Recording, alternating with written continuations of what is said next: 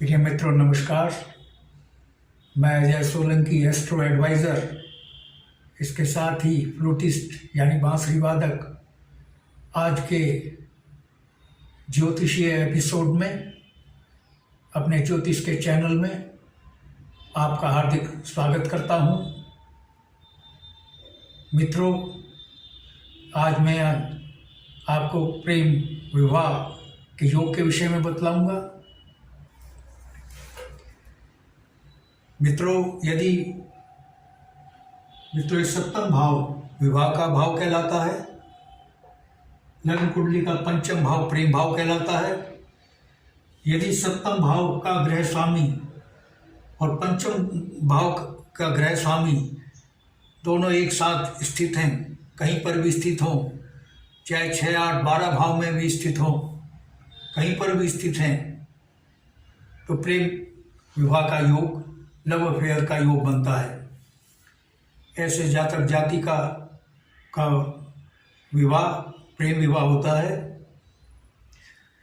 या पंचम भाव का ग्रह स्वामी सप्तम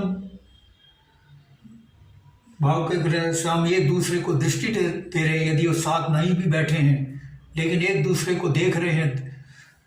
सप्तम भाव के स्वामी की दृष्टि पंचम भाव के स्वामी पर पड़ रही है और पंचम भाव के स्वामी की दृष्टि सप्तम भाव के स्वामी पर पड़ रही है, तो भी प्रेम विवाह का योग बनता है, लव अफेयर का योग बनता है। और यदि पंचम भाव का स्वामी सप्तम भाव में बैठ जाए, सप्तम भाव का स्वामी पंचम में बैठ जाए, तो भी प्रेम विवाह का योग बनता है। और इसके साथ ही यदि सप्तम भाव का स्वामी चंद्रदेव के साथ बैठ जाए या चंद्रदेव सप्तम भाव के स्वामी के साथ बैठ जाए या दोनों एक दूसरे को दृष्टि दें, तो भी प्रेम विवाह का योग बनता है। इसी प्रकार से यदि पंचम भाव का स्वामी शुक्रदेव के साथ बैठ जाए या शुक्रदेव पंचम भाव के स्वामी के साथ बैठ जाए किसी भी भाव में, और या दोनों एक दूसरे को दृष्टि दें, तो भी प्रेम विवाह का योग बनता है। लेकिन यदि इस योग पर यदि पाप ग्रह की दृष्टि पड़ जाए, किसी अशुभ ग्रह की दृष्टि पड़ जाए, तो प्रेम विवाह नहीं हो पाता है। अगर विवाह हो भी जाता है तो ये तलाक में तब्दील हो जाता है, क्योंकि इस प्रकार का जो प्रेम विवाह होता है उसमें कोई त्याग की भावना नहीं होती, सिर्फ फिजिकल अट्रैक्शन की वजह से विवाह होता है, तो यह विवाह कामयाब नहीं होता। जैसे मैं उदाहरण देके बतलाता हूँ।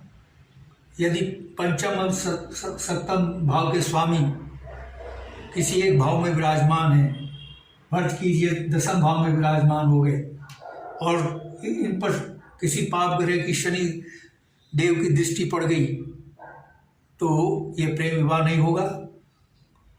अगर होगा तो ये विफल हो जाएगा। कहने का तात्पर्य है, प्रेम विवाह का योग जो ग्रह बना रहे हैं उन पर शुभ ग्रह की दृष्टि होनी चाहिए।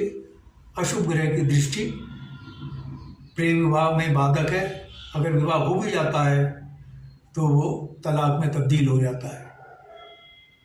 मित्रों, यदि आपने मेरा चैनल सब्सक्राइब नहीं किया है, I request you to please subscribe my channel.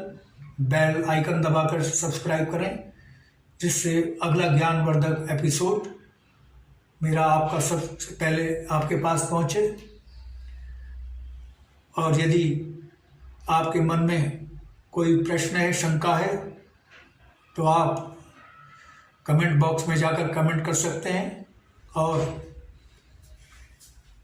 यदि आप अपनी लग्न कुंडली का विश्लेषण कराना चाहते हैं, तो आप अपने प्रश्नों के साथ अपनी जन्म तिथि, जन्म समय व जन्म स्थान को के विवरण को मेरे व्हाट्सएप नंबर 9411769698 पर भेज सकते हैं।